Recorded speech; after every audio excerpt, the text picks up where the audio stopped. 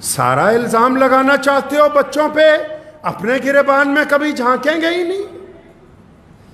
مانتا ہوں رسول اللہ صلی اللہ علیہ وسلم نے کہا، اللہ نے قرآن میں کہا، شریعت نے کہا، دنیا کے تمام مذاہب نے کہا، ماں کے پیروں کے نیچے جنت ہے، باپ جنت کا دروازہ ہے، اور مان لیا ماں کے پیروں کے نیچے جنت ہے، باپ جنت کا دروازہ ہے، تو کیا ماں باپ کے لیے بچوں کی کوئی ذمہ داری عائد نہیں ہوتی؟ کیا ماں باپ کا یہ کام نہیں بنتا کہ بچوں کو اپنی چھاتی سے لگا کے رکھیں؟ کیا ماں باپ کی یہ ذمہ داری نہیں کہ بچوں کو اپنا دوست بنائیں؟ کیا تمہارے پاس وقت ہے آج اپنے ان بیٹیوں سے، اپنے ان بیٹوں سے بات کرنے کے لیے؟ آپ کے پاس وقت ہی نہیں ہے۔ آپ کے پاس بعد میں رونے کا وقت ہے، آپ کے پاس بعد میں لکیر پیٹنے کا وقت ہے، آپ کے پاس اپنی بیٹیوں اور بیٹوں کے لیے وقت نہیں ہے۔ ایک ہی کمرے میں بیٹھے ہو، ایک ہی لابی میں بیٹھے ہو، ایک ہی صحن میں بیٹھے ہو، اپنے اپنے موبائل پر، اپنے اپنے واٹس ایپ پر، یہ پتہ ہی نہیں کہ دائیں ماں بیٹھی ہے یا باپ بیٹھا ہے، باپ کو ہی پتہ نہیں کہ میں نے اپنی بیٹی سے کچھ پوچھنا ہے، بیٹے سے کچھ پوچھنا ہے، ٹائم ہی نہیں ہے۔ رات کے 2 بجے تک اس مصیبت سے فارغ ہوتے ہیں اور اس کے بعد سو جاتے ہیں، کیونکہ ہمارے پاس وقت نہیں ہے آپس میں بات کرنے کے لیے۔ ہاں الزام لگائیں گے کہ ہماری بیٹی کو فلاں لے گیا، ہمارے بیٹے کو فلاں نے ورگلا دیا، الزام لگانے کے لیے ٹائم ہے۔ بچوں کے پاس ان کی ضروریات پوچھنے کا، وہ اگر کوئی سوال کرتے ہیں تو ڈانٹ دیا جائے، آگے سے چپ ہو جاؤ۔ یہ جو معاملہ اس حد تک خراب ہوا، یہ اب چاہے کوئی ہم میں مسلمانوں میں سے ہوں یا غیر مسلموں میں سے ہوں جن کی بیٹیوں کے ساتھ زیادتی ہوئی، یہ اس حد تک تب پہنچا ہے کہ ہم نے سوچا کہ اسکول میں نسل تیار ہوگی۔ اسکول میں نسل نہیں تیار ہوتی، اسکول میں حساب کتاب سکھایا جاتا ہے، اسکول میں پیسے کمانے کا فن سکھایا جاتا ہے۔ نسل تو ماں کی گود کے اندر تیار ہوتی ہے۔ نسل تو معاشرے میں، اپنے سماج میں، اپنی برادری کے بڑے لوگوں میں، اپنے معاشرے میں، اپنے مذہبی مقامات پر نسل تیار ہوتی ہے، جس کو یہ سمجھایا جاتا ہے کہ بڑوں کی عزت کیسے ہوگی، چھوٹوں سے محبت کیسے ہوگی، حلال کے پیسے کون سے ہیں، حرام کا پیسہ کون سا ہے، ماں کی عزت کیسے کرنی ہے، بہن کی عزت کیسے کرنی ہے، دوسری کے بیٹی کو آنکھیں جھکا کر کیسے گزرنا دینا ہے۔ نسل تو اس گھر میں تیار ہونی تھی جس گھر میں ملٹی میڈیا موبائل ان کو پکڑا دیا ہے۔ اب تو نسل تیار ہی نہیں ہو رہی، اب تو صرف مشینیں تیار ہو رہی ہیں۔ چمن کے وہ خود پرست مالی جنہیں خزاں راس آ گئی ہو، چمن کے وہ خود پرست مالی جنہیں خزاں راس آ گئی ہو، وہ کیوں کر یہ دعا کریں گے چمن میں فصل بہار آئے، متاع گلشن کچھ ایسی بانٹی میرے وفادار دوستوں نے، نہ ان کے دامن میں پھول پہنچے نہ میرے دامن میں خار آئے۔ کتنے مہینوں سے یہ معاملہ چل رہا ہے، لیکن کسی بھی مذہب کے رہنما میں، چاہے ہم ہوں یا سامنے دوسرے مذہب والے ہوں، انہوں نے اپنے لوگوں کو نہیں سمجھایا کہ ایک دفعہ ہم بھی اپنے گریبان میں جھانکیں، ہم اپنی بیٹے اور بیٹیوں کی تربیت کی طرف توجہ دیں، ہم بیماری کی طرف توجہ دیں۔ ہاں ایک دوسرے پر الزام لگانے میں اس بات کی ہمیں سہولت مل جاتی ہے کہ ہماری قوم والے کہتے ہیں کہ واہ جی یہ تو ہمارا بڑھیا لیڈر ہے، اس نے دوسری قوم والوں کے خلاف بہت اچھا بولا ہے۔ تو بیماری تو وہیں کی وہیں، پہلے بیماری کیوں نہیں تھی؟ پہلے یہ بیماری کیوں نہیں تھی؟ اگر کسی کو بھوک لگی ہے کھانا دو گے کہ نہیں دو گے؟ اگر انسان جوان ہو گیا، اس کے جسم کی ضروریات ہیں، آپ کو کہتے ہیں بچے کا نکاح کر دو، نہیں پہلے کیریئر بنائیں گے، اب اس کو نکاح کی ضرورت تو بالغ ہونے کے بعد ہے، نہیں ہم تو کیریئر بنائیں گے۔ بناؤ بھائی کیریئر بناؤ، تاکہ اس کا کیریئر بن جائے اور کریکٹر برباد ہو جائے۔ تم 30 سال تک ان کا کیریئر بناؤ اور 30 سال کے دوران یہ اپنا کریکٹر اتنا خراب کر لیں، اپنی زندگی میں اپنے جسم کے ساتھ اتنی بے ایمانیاں کر لیں کہ جب کیریئر کی اونچی کرسی پر پہنچیں تو ان کے پلے کریکٹر بالکل نہیں ہوگا۔ اس کیریئر کا پھر کچھ نہیں ہو سکتا جو تم نے بنا کے دیا ہے ان کو۔ یہ جو برادری کی دیواریں کھڑی کی ہے نا، بیٹیوں کے آگے، بیٹوں کے آگے، یہ جو خندق کھودی ہے لوگوں نے اس ملک میں، نکاح کو، شادی کو مشکل کر دیا۔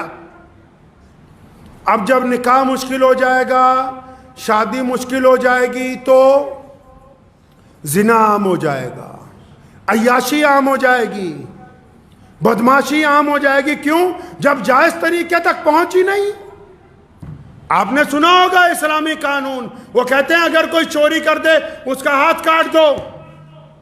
سنی ہے بات کبھی کہ اگر مسلمانوں کے ملک میں اسلامی شریعت کا جہاں نفاذ ہے، اگر کوئی چوری کرے تو اس کا ہاتھ کاٹ دو؟ لیکن پوری بات نہیں سنی.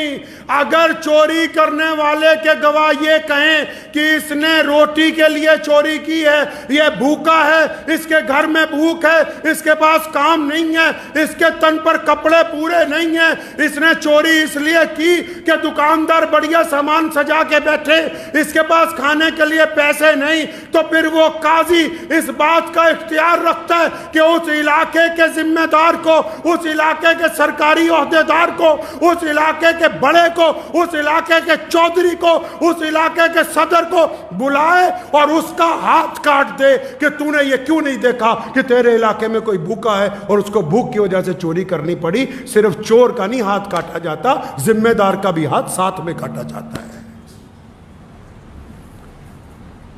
چور کا ہاتھ نہیں کاٹا جاتا اسلام میں. جو روٹی کے لیے چوری کریں، لکھا ہے امارت شریعہ نے اپنے فضائل میں، اپنے مقدموں میں، کہ اگر کوئی بندہ کھانے کے لیے چوری کر دے اس کا ہاتھ نہیں کاٹ سکتے. اس کا کاٹو جس کو تم نے صدر بنایا، جس کو تم نے پردھان بنایا، جس کو تم نے وزارت دی ہے، جس کو تم نے ووٹیں ڈالی. اس کو بلا کے لاؤ، اس کو پوچھو کہ یہ کیوں ہمارے علاقے میں اتنے لوگ جھگیوں میں رہ رہے ہیں، کیوں اتنے لوگ غریب ہیں. اس کو پوچھو کہ ان کو روزگار کیوں نہیں ملا. اس کا ہاتھ کاٹنا چاہیے جس کی وجہ سے لوگ جو ہیں چوری کرنے کے اوپر مجبور ہوئے ہیں. مدعا چل رہا ہے، ایک دوسرے پر الزام تراشی چل رہی. میرے بھائی اپنا گریبان بھی تو کسی کے اوپر انگلی اٹھانے سے پہلے سب لوگ اپنا گریبان نہ جھانک لیں.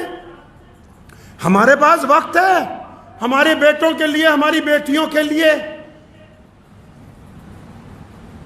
بچپن سے ایک بات ہم لوگوں نے نوٹ کی، والد محترم شیخ اسلام مولانا حبیب الرحمن لدھیانوی رحمۃ اللہ علیہ بڑی فراخ دلی کے ساتھ اپنے تمام بچوں کو اور اپنے دوستوں کے بچوں کو بھی بڑی خاموشی سے کئی بار بلاتے ہوئے، یار میں تو تمہارا دوست ہوں، اگر کہیں تمہاری بات بن گئی ہو، اگر کہیں تم تعلق پیدا کرنا چاہتے ہو، اپنے دوست کو بتاؤ نا، ہم بنا معاملہ خراب کیے صحیح کر دیں گے. ہم نے تو کہا نہیں، یہ لٹھ پکڑا ہوا ہے ہاتھ میں جو بعد میں لکیر پیٹنے کے کام آئے گا.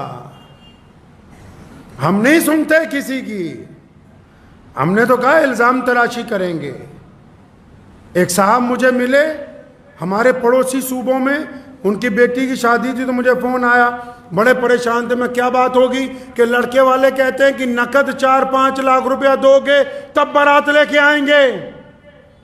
میں جہاں کی بات کر رہا ہوں وہ لوگ سمجھ گئے ہوں گے کہ نقد پیسے لاؤ گے تو بارات آئے گی.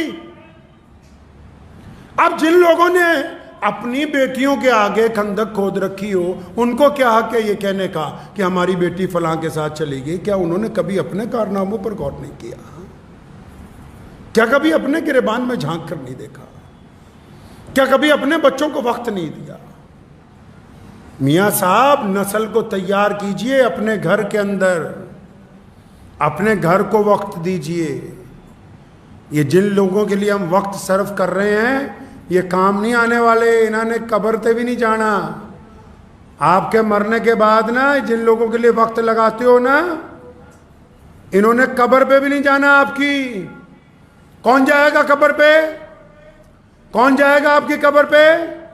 آپ کا بیٹا، آپ کی بیٹی، آپ کا بھائی. اور کس نے جانا ہے؟ کوئی گیا ہے کبھی؟ آپ بتاؤ چھاتی پہ ہاتھ رکھ کے، کیا کبھی اپنے کسی بچپن کی یار کے دوست کی قبر پہ گئے؟ کیا جن سے کاروبار کا کروڑوں روپے کا لین دین تھا وہ مر گئے، کبھی ان کی قبر پہ گئے؟ کیا جن کے ساتھ محلے داری میں صبح شام باہر چائے کی دکان پر چسکیاں لیتے تھے، کیا کبھی ان کی قبر پہ گئے؟ کس آئینے کے ساتھ معاشرے کو دیکھ رہے ہو؟ پیارے نبی حضرت محمد رسول اللہ نے یہ اتنا بڑا دین کائنات کو دیا، آج اسلام دنیا کا سب سے بڑا مذہب ہے۔ کیوں؟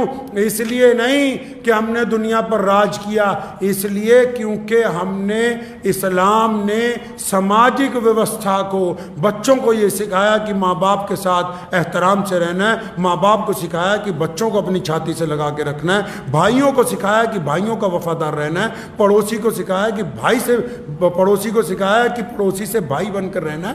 اسلام نے سماجک ویوستھا کو مضبوط کیا، اس لیے اسلام پوری دنیا کے اندر مقبول ہوا ہے۔ تو اس لیے کسی اور پر تنقید کرنے سے پیشتر ایک دفعہ اپنا گریبان بھی، صرف مسلمانوں کو نہیں کہہ رہا ہوں، سبھی کو کہہ رہا ہوں، ہم اس ملک میں رہتے ہیں، چاہے الگ الگ مذہبوں کے ماننے والے ہوں، الگ الگ سماج اور برادریوں کے لوگ ہوں، لیکن جب کرونا آیا تو گھروں میں تو سب کو ہی بند ہونا پڑا۔ جب وبا پھیل گئی تو دروازے تو سب کے ہی بند ہو گئے۔ سیلاب آتا ہے تو پانی تو ہر ایک گھر میں جاتا ہے، قحط پڑتا ہے تو مصیبت تو سب پہ ہی آتی۔ تو اگر یہ بیماری ہے، اس کو بیماری کو تسلیم کر لیں کہ ہاں یہ تکلیف ہے، تو پھر بیٹیوں کے ساتھ ساتھ پہلے اب بیٹوں کو بھی بچا لیا جائے، بیٹیوں کو پڑھانے کے ساتھ ساتھ بیٹوں کو بھی عقل سکھا دی جائے، ان کو بھی کہیں کہ قرآن پاک نے جہاں یہ کہا کہ عورت پردہ کر لے، اس سے پہلے یہ کہا کہ مرد اپنی آنکھیں نیچی کر لیں۔ آپ کو یہ اختیار نہیں دیا گیا کہ آپ کسی کی بیٹی کے اوپر زنا کی نگاہ ڈالیں، اسلام نے آپ کو یہ اختیار نہیں دیا۔ تکلیف ہے تو تکلیف کو مانیے، لیکن تکلیف کے بعد دوسرے پہ الزام لگانے کی بجائے تکلیف کے علاج کی بات کیجیے۔ واپس اپنے گھر کی طرف پلٹیے، اپنی طرف آئیے۔ سب پتہ ہے گھر میں بچے کا جب مزاج بدلتا ہے، بیٹی کا جب مزاج بدلنا شروع ہوتا ہے، ماں کو پتہ لگ جاتا ہے۔ کون کہتا ہے؟ ہمارے پاس بہت سارے مقدمات آتے ہیں، کون کہتا ہے کہ پتہ نہیں لگتا؟ ماں کو ایک دن میں پتہ لگ جاتا ہے کہ بیٹے کا کیا مزاج بدل گیا، بیٹی کا کیا مزاج بدل گیا۔ پھر بھی اگر اولاد کی کوتاہیوں پہ آپ پردہ ڈال کے آنکھیں بند کرنا چاہتے ہیں تو پھر آمنے سامنے ایک دوسری قوموں کو قصوروار مت ٹھہرائیے، پھر تو قصور بندے کا اپنا ہی ہے۔ تو امید ہے کہ انشاءاللہ تعالی ہم لوگ اور باقی لوگ بھی جو اس ملک میں الگ الگ طریقے سے رہتے ہیں، ایک دفعہ ہم اپنے بیٹوں کی طرف، اپنی بیٹیوں کی طرف محبت کی نگاہ سے، دنیا میں طاقت سے کچھ نہیں جیتا جا سکتا، پیار کے ساتھ تمام مسائل کا حل کیا جا سکتا ہے۔ تو ایک دفعہ پھر ہم لوگ اپنے گھر کی طرف متوجہ ہوں، بیماری ہے یا نہیں ہے، ہمیں اپنا شیڈیول جو ہمارا سارا دن کا طریقہ ہے اس کو پہلے چیک کرنا ہے۔ کتنے گھنٹے ہم اپنے بچوں کے لیے دے رہے ہیں، کتنی دفعہ ہم ان سے گفتگو کرتے ہیں، کتنی دفعہ ہم ان کے مسائل کو دیکھتے ہیں، کتنا ہم ان کو سمجھتے ہیں۔ صرف محبت ہونا کافی نہیں ہے اولاد سے، محبت کے تقاضوں کو پورا کرنا بھی نہایت ضروری ہے۔ دعا کیجئے کہ اللہ تعالیٰ مجھے بھی اور آپ سب کو اس پہ عمل کی توفیق عطا فرمائے۔ وآخر دعوانا ان الحمدللہ رب